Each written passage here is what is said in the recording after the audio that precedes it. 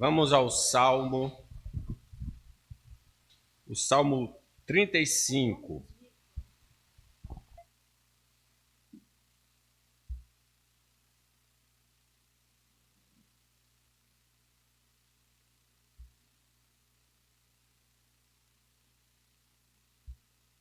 Salmo 35.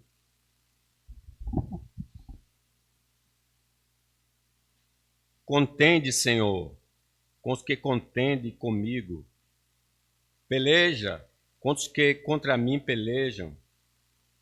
Embraça o escudo e o broquel e ergue-te em meu auxílio. Empunha a lança, reprime o passo aos meus perseguidores.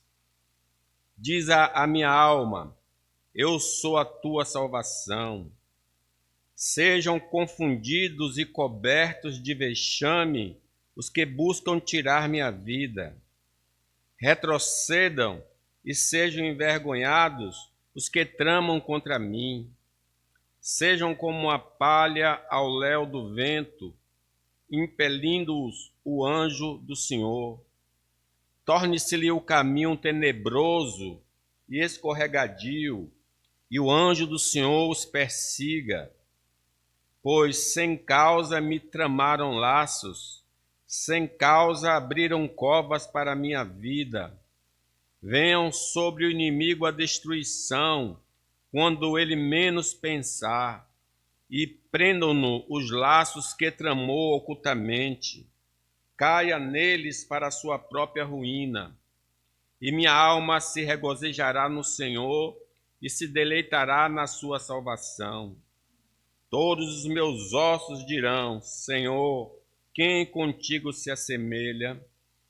Pois livras o aflito daquele que é demais forte para ele. Levanta-se iníquas testemunhas e me arguem de coisas que eu não sei. Pagaram-me o mal pelo bem, o que é desolação para a minha alma. Quanto a mim, porém, estando eles enfermos, as minhas vestes eram um pano de saco. Eu afligia a minha alma com jejum, em oração me reclinava sobre o peito. Portava-me como se eles fossem meus amigos ou meus irmãos. Andava curvado, de luto, como quem chora por sua mãe. Quando, porém, tropecei, eles se alegraram e se reuniram. Reuniram-se contra mim. Os abjetos que eu não conhecia dilaceraram-me sem tréguas. Com vis bufões em festins, rangiam contra mim os dentes. Até quando, Senhor, ficarás olhando? Livra-me a alma das violências deles, dos leões a minha predileta. Dar-te-ei graças na grande congregação, louvar-te-ei no meio da multidão poderosa. Não se alegrem de mim os meus inimigos gratuitos, não pisquem os olhos dos que sem causa me odeiam. Não é de paz que eles falam, pelo contrário, tramam enganos contra os pacíficos da terra. Escancaram contra a minha boca e dizem: pegamos, vimo-lo com os nossos próprios olhos. Tu, Senhor, os vistes. Não te cales, Senhor, não te ausentes de mim. Acorda e desperta para me fazeres justiça, para a minha causa, Deus meu e Senhor meu. Julga-me, Senhor, Deus meu, julga segundo a tua justiça. Não permitas que se regozijem contra mim. Não digam eles lá no seu íntimo: agora sim cumpriu-se o nosso desejo. Não digam: demos cabo dele. Envergonhem-se e juntamente sejam cobertos de vexame os que se alegram com o meu mal. Cubram-se de pejo e de ignomínia os que se engrandecem contra mim. Cantem de júbilo e se alegrem os que têm prazer na minha retidão. E digam sempre: Glorificado seja o Senhor, que se compraz na prosperidade do seu servo. E a minha língua celebrará a tua justiça e o teu louvor todo dia. Amém. Irmãos, nós temos consciência que Deus criou o homem, à sua imagem e semelhança, lhe deu uma ordem, e esse homem desobedeceu essa ordem. Ele caiu em transgressão. E agora que estamos em estado de pecado, somos escravos da carne, somos escravos do mundo, somos escravos do diabo. Então não deveríamos estranhar o comportamento bizarro do ser humano. Quando a gente ouve, o filho matou a mãe, matou o irmão, ou qualquer outro tipo de perversidade, porque nós sabemos que no estado de pecado o homem pode cometer atrocidades. Depois da queda, nós somos capazes de fazer essas coisas horríveis. O caos só não está instalado porque Deus, que reina, coloca freios através das leis do Estado, dos agentes públicos, através da igreja e da própria operação do Espírito Santo neles, no homem natural. Deus opera para que eles não vivam, sejam completamente entregues ao coração pecaminoso. Então, por isso que a gente encontra certa ordem, certo comportamento adequado na sociedade, porque Deus está operando assim. Mas o Deus que freia o mal humano também permite, por soberana decisão, ou devido ao pecado da nação, ou da família, ou do indivíduo, que seja suspenso parcial e temporariamente este freio, e o caos se instala na sociedade, ou a Igreja de Deus e crentes individuais sofrem grandemente pela mão do Estado, pela sociedade e pelos indivíduos. Lembra de Jó? Quando Deus, falando de Satanás e Deus lá no céu, e Deus disse, viu meu servo Jó, homem sincero, temente a Deus? Aí Satanás alegou o seguinte, o Senhor está protegendo ele, tire a proteção dele e ele vai blasfemar. Aí o Senhor disse, vá, eu vou tirar a proteção dele e você pode atacá-lo. Aí Jó perde 10 filhos, perde os bens, mais tarde vai perder a saúde. Então, às vezes, Deus retira esse freio, então os homens começam a ser perversos, em especial contra a igreja dele, a igreja do Senhor Jesus Cristo. Então a gente vê no mundo o Estado perseguindo a igreja, a sociedade perseguindo a igreja, o indivíduo perseguindo a igreja. Diz a palavra de Deus assim, em Tessalonicenses, com efeito, o ministério da iniquidade, do pecado, já opera e aguarda somente que seja afastado aquele que agora o detém. Então, por que o anticristo ainda não se manifestou? Porque Deus está freando, mas ele permite que o pecado atue, mas não com a intensidade que está revelado na palavra de Deus. Mas haverá um tempo em que Deus vai retirar a mão, então o anticristo vai se levantar e será um tempo muito difícil para a igreja do Senhor. Então o Salmo 35 é um salmo de Davi que ele clama fervorosamente a Deus por justiça e libertação diante dos inimigos implacáveis que o perseguem injustamente. É aqui que aconteceu. Deus tirou o freio dessas pessoas e essas pessoas agindo naturalmente estão querendo exterminar o rei Davi. É uma oração, então, no Salmo, que expressa profunda angústia e um desejo ardente de que Deus intervenha contra aqueles que o atacam sem motivo. Então, o que eu queria chamar a atenção nesta noite? Como é que essas pessoas que Deus tirou o freio podem nos atacar? Vejam, então, algumas lições aqui. As investidas dos inimigos é o tema. Em primeiro lugar, as investidas dos inimigos não são motivadas por nossas ações. Às vezes a gente fica assim, perguntando, por que fulano está me perseguindo no trabalho, às vezes até em casa, parentes, o vizinho, por que ele está me perseguindo? Eu não fiz absolutamente nada contra ele. Mas olha, observe, leamos o 7, olha o que Davi nos revela. Pois, 7, versículo 7. Pois sem causa abriram cova para a minha vida. Diferente, irmãos, dos conflitos interpessoais entre pessoas e nações,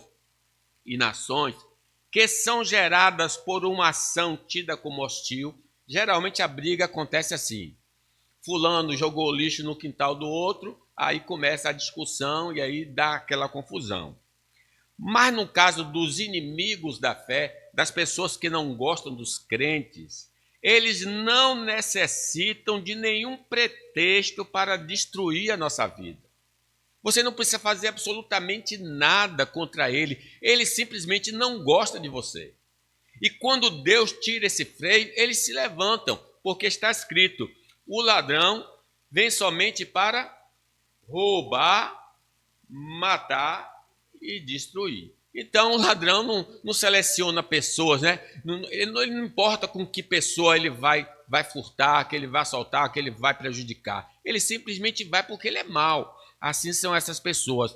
Você não precisa dar motivos para ele ser grosso e agressivo para com você. Nossos adversários estão procurando, na verdade, uma brecha para nos infligir uma derrota completa. Paulo, escrevendo aos Efésios, diz: não deis lugar. Então o inimigo fica sempre assim, atento, esperando uma oportunidade para nos atingir. Ao longo do dia, armadilhas são colocadas pelos nossos inimigos para nos capturarem, para anular o nosso testemunho diante dos homens e cairmos debaixo da ira de Deus. Apocalipse nos diz assim: mas algumas coisas tenho contra ti, porque tens aí os que seguem a doutrina de Balaão, o qual ensinava Balaque a lançar tropeços diante dos filhos de Israel. Então vejam como eles agem, como Balaão, que era do maligno, se aproxima da gente com palavras mansas, palavras doces, mas fazem sugestões que vão nos levar à ruína e perdição. Então a doutrina de Balaão refere-se ao conselho perverso que ele deu a Balaque. Visto que não conseguia amaldiçoar Israel, Balaão teria aconselhado o rei moabita a induzir os israelitas ao pecado, através da prostituição e idolatria, para que Deus mesmo os castigasse. Essas armadilhas podem ser coletivas, a igreja toda, pode ser semeando contenda entre irmãos para anular a operação do Espírito Santo. Então nós precisamos ter assim muito cuidado com as pessoas que sopram no nosso ouvido, porque o que parece bom, na verdade, não é uma direção para o caminho mau. Podem ser também individuais, buscando áreas específicas de cada crente para fazer cair em desgraça espiritual. Lembra que Acã diz que viu uma capa babilônica e guardou, e aí trouxe ruína para si, para sua família e para o acampamento do Senhor. Irmãos, necessitamos ser sempre vigilantes, coletiva e individualmente, para não cairmos como Israel ou individualmente como Davi. Jesus diz assim: vigiai e orai para que não entreis em tentação. Nós precisamos ficar sempre antenados, sempre espertos. O propósito de nossos inimigos é destruir nossa vida física, é destruir nossa vida espiritual, é destruir nossa vida relacional, é destruir nossa vida comunitária. Pois sem causa, versículo 7, repare, pois sem causa me tramaram laços, sem causa abriram cova para a minha vida. Então, o inimigo quer destruir a nossa vida espiritual, a nossa vida física, a nossa vida relacional, a nossa vida comunitária. Através de severas perseguições, usando, por exemplo, o Estado ou a ignorância da população, muitos crentes são ceifados por não abandonarem a fé ou testemunharem de Cristo entre seus patrícios. Atos 7 diz assim, que eles pegaram a Estevão, levaram para fora e lá apedrejaram Estevão. Falsa testemunha se levantou contra ele, foi uma coisa vergonhosa que fizeram com ele. Como não existe perseguição religiosa oficial no nosso Brasil, nossos inimigos tentam nos eliminar, nos induzindo a nos envolver em negócios ilícitos, em situações de infidelidade conjugal ou prazeres que colocam nossa vida em risco. Ah, faça, crente. Ninguém está vendo, não. Quer dizer, essa é maligno isso. Soprando. Não está na igreja, sua mulher não está vendo, seu marido não está vendo. E faça uma coisa dessa. O provérbio diz assim, porque o ciúme excita o furor do marido e não terá compaixão no dia da vingança. Não se contentará com o resgate, nem aceitará presentes, ainda que sejam muitos. Então, aquilo que parece uma coisa boa, no fim, pode dar até em morte, né? Então, a gente precisa ter muito cuidado com isso.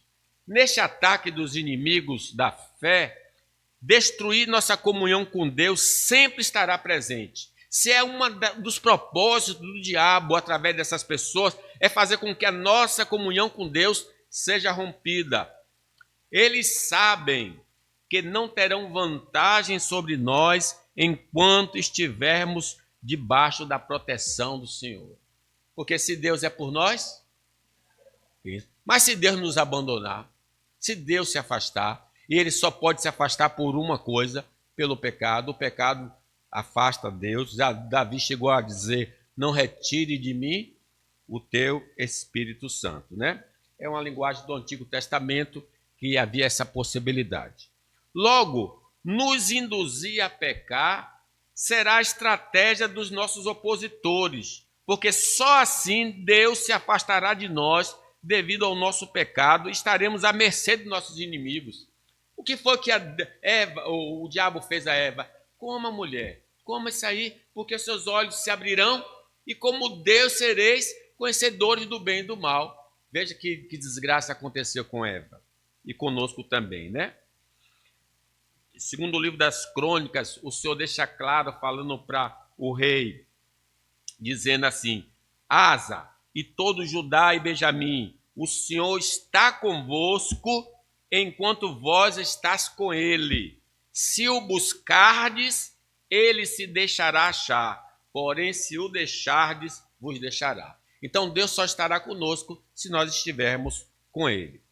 Nosso relacionamento com o próximo estará na mira dos nossos rivais. Se é uma coisa que o diabo e essas pessoas gostam de fazer, é jogar pessoas uma contra a outra. Eles nos levarão a fazer coisas e a dizer coisas que arranharão e machucarão nossas amizades ou vice-versa,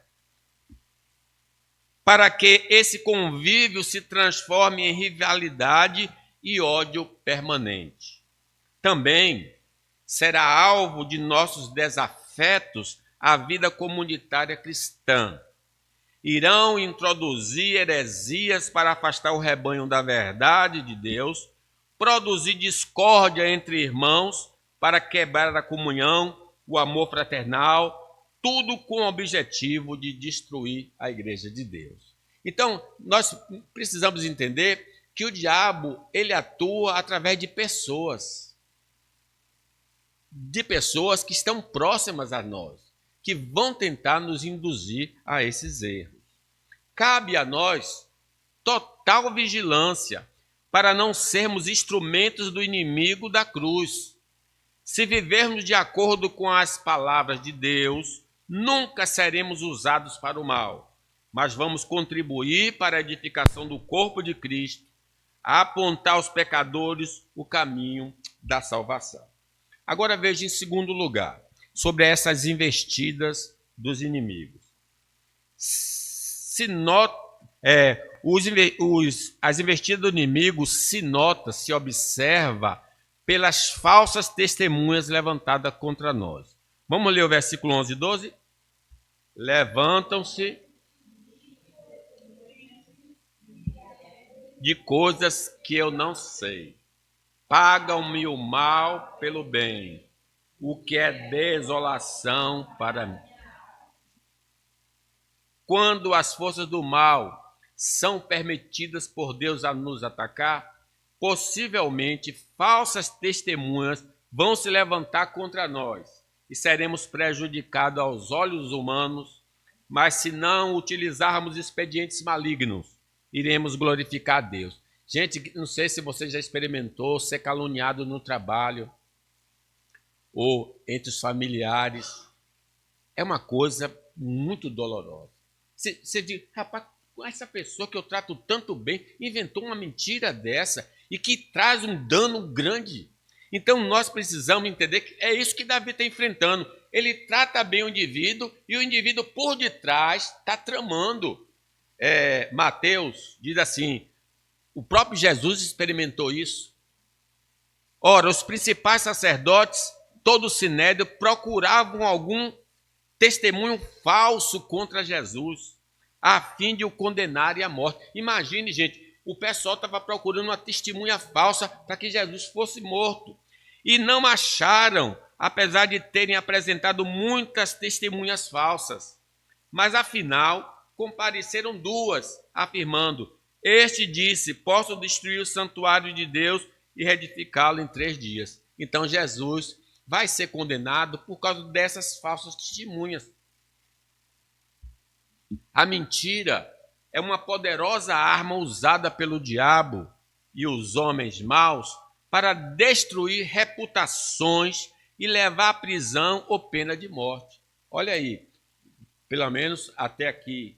Hoje, o nosso irmão Marcelo está preso, domiciliado em casa, não pode trabalhar, não pode entrar na igreja, não pode fazer nada, não pode mudar. A igreja, quer dizer, porque ele está em um processo que ainda não foi julgado por causa de pessoas que chegaram lá no Ministério Público e fizeram essa denúncia de abuso. Até aqui a gente pelo menos sabe que ele é inocente, né? Então vejam como uma mentira pode arruinar a vida de uma pessoa. Destrói a reputação. Ele passou 3 meses na cadeia. 3 meses. E Romanos diz assim, e escreveu nas cartas dizendo, apregoai jejum. Aí eu lembro aqui da Jezabel. Acabe queria um terreno. O rapaz disse, eu não vendo que esse terreno é da minha família. Aí Jezabel disse, não se aveste não, o terreno vai ser seu. Ela pegou o sinete dele, escreveu uma carta e disse, olha, pega Nabote, levanta 2 falsas testemunhas e diga que ele blasfemou contra o rei e contra Deus, leve ele para fora, apedreja que ele morra. E foi isso que aconteceu. Matou. Quando ele morreu, Jezabel foi para Acabe e disse, olha, pode pegar a terra, que agora a terra é sua, que o homem já morreu. Então o homem perdeu a vida por falso testemunho que a própria rainha mandou fazer. Serão, irmãos, criadas narrativas que não correspondem com a realidade e vamos sofrer perdas nesta vida, mas na eternidade o nosso galardão será grande, porque muitos vão morrer por causa desses falsos testemunhos. Diz assim a palavra, bem-aventurados sois quando por minha causa vos injuriarem, vos perseguirem e mentindo disserem todo o mal contra vós. Regozijai-vos, exultai, porque é grande o vosso galardão nos céus, pois assim perseguiram os profetas que viveram antes de vós. Estaremos, irmãos, sujeitos nesta vida que indivíduos mal intencionados omitam fatos essenciais, distorçam fatos e inventem fatos para poder nos incriminar e nos trazer grandes prejuízos seja na esfera civil, na esfera trabalhista ou religiosa.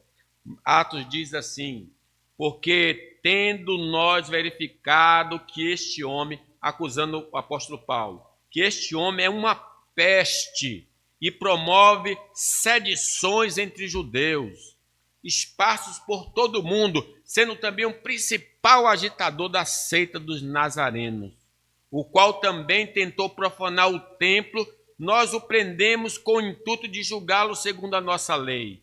Mas, sobrevindo o comandante Lísias, o arrebatou das nossas mãos com grande violência, ordenando que os seus acusadores viessem à tua presença. Tu mesmo, examinando, poderás tomar conhecimento de todas as coisas que nós o acusamos. Os judeus também concordaram na acusação. Toda acusação contra Paulo foi falsa. Mas ele não morreu por causa disso, mas ficou 3 anos preso em Cesareia por causa dessa falsa acusação. E ele vai para Roma e o livro de Atos termina com Paulo preso em uma casa, né? Ele pagava aluguel, mas estava preso e ficou lá possivelmente mais de 2 ou 3 anos na prisão, até o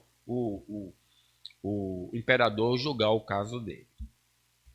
Os instrumentos, irmãos, humanos usados pelo diabo para nos prejudicarem, muitas vezes foram alvo de nossa bondade e generosidade. O que dói mais no coração é isso. Como é que uma pessoa que eu tanto ajudei fez isso? Veja aí no versículo 12, vamos ler?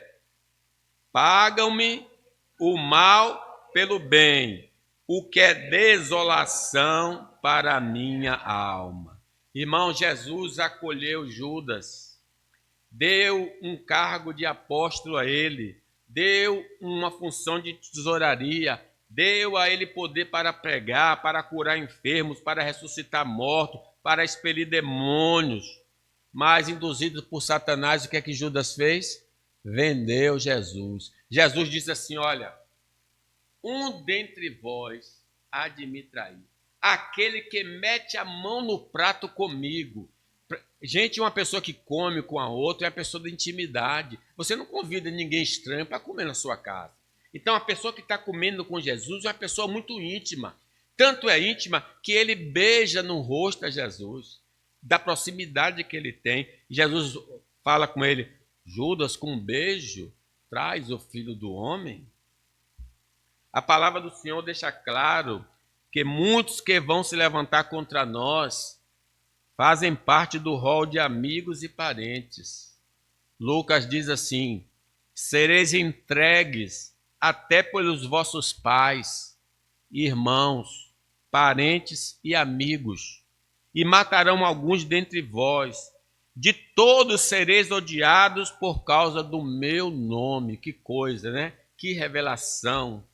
Como podemos observar, a mentira é um instrumento do maligno. Se somos crentes em Cristo, devemos banir a mentira doutrinária, a mentira nos relacionamentos, a mentira diante de Deus.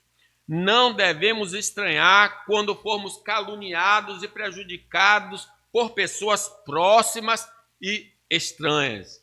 Até tu, Brutus, até tu, né, na morte de um imperador. Se porventura estamos vivendo na mentira, precisamos urgentemente mudar de rumo. Se parecemos ser crente e não somos, não entraremos no paraíso eterno. Se não glorificamos a Deus em palavras e obras, somos falsas testemunhas de Cristo. Se reconhecermos diante de Deus nossa hipocrisia e crermos em Jesus, seremos verdadeiramente salvos e seremos libertos da falsidade. Última afirmativa. As investidas dos inimigos não nos poupam em momento adverso. Vamos ler o 15 ao 19? Vamos ler o 15, primeiro 15. Quando, porém, tropecei, eles se alegraram e se reuniram. Reuniram-se contra mim. Os abjetos que eu não conhecia dilaceraram-me sem trégua. 16. Com vil, bufões em festins, rangiam contra mim os dentes. 19. Não se alegrem de mim os meus inimigos gratuitos. Não pisquem os olhos os que sem causa me odeiam. 20. Não é de paz que eles falam. Pelo contrário, tramam enganos contra os pacíficos. 21. Escancaram contra a minha boca e dizem: pegamos, vimos com os nossos próprios olhos. Os inimigos, irmãos, não terão misericórdia quando estivermos passando por traumas de qualquer ordem e intensidade. A gente tem a doce ilusão que essas pessoas, quando a gente estiver com dor de barriga, ele vai nos levar na emergência, vai você jogar na vala, não na emergência, pega o carro e joga lá. Ele não tem piedade, eles não vão se incomodar. Mateus, registrando sobre Jesus, diz assim: os que iam passando blasfemava dele. Imagine Jesus sofrendo ali na cruz, o pessoal passava blasfemando, maneando a cabeça e dizendo: ó tu que destróis o santuário, em 3 dias o reedificas, salve-te a ti mesmo se és filho de Deus, desce da cruz. De igual modo, os principais sacerdotes, como os escribas e anciãos, escarnecendo, dizia: salvou os outros, a si mesmo não pode. Imagine, gente, com tanta dor que ele está passando ali, ainda recebe afronta em palavras. O inimigo é sempre assim.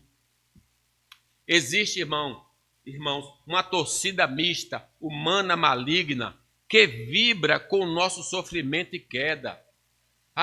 O diabo faz festa quando a gente está sofrendo. Os inimigos fazem festa quando nós estamos sofrendo. Versículo 15, vamos ler? Quando, porém, tropecei, eles se alegraram e se reuniram-se contra mim. Inimigo não sofre quando nós estamos sofrendo, não, irmão. Inimigo se alegra com a nossa ruína.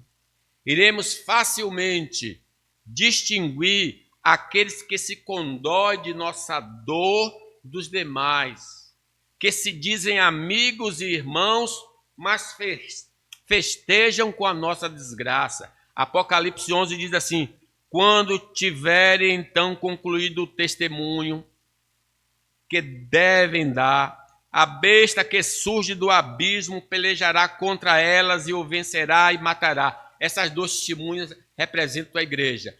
Quando a igreja concluir o seu ministério de pregação, aí o diabo vai se levantar por autorização de Deus e vai matar essas testemunhas. E o seu cadáver ficará estirado na praça da grande cidade, que espiritualmente se chama Sodoma, Egito, onde também o seu Senhor foi crucificado. Então muitos dentre os povos, tribos, línguas e nações contemplam os cadáveres das 2 testemunhas por 3 dias e meio, e não permite que esses cadáveres sejam sepultados. Os que habitam sobre a terra se alegram por causa deles, realizarão festas, enviarão presentes uns aos outros, porquanto esses 2 profetas atormentavam os que moravam sobre a terra. A igreja perseguida, destruída e o povo celebrando. Que Deus, irmãos, nos livre de vibrar pela ruína alheia, uma vez que somos da mesma massa e sujeitos aos mesmos contratempos.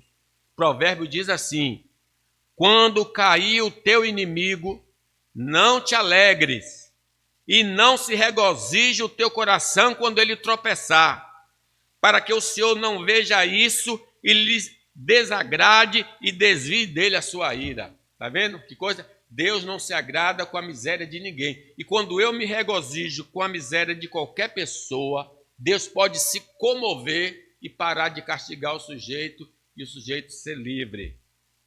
Se não bastasse festejarem, se alegrarem com o nosso mal, eles zombam de nossos planos, de nossos fracassos, da nossa limitação, do nosso discurso. Mateus 23 diz assim: o povo estava ali e tudo observava.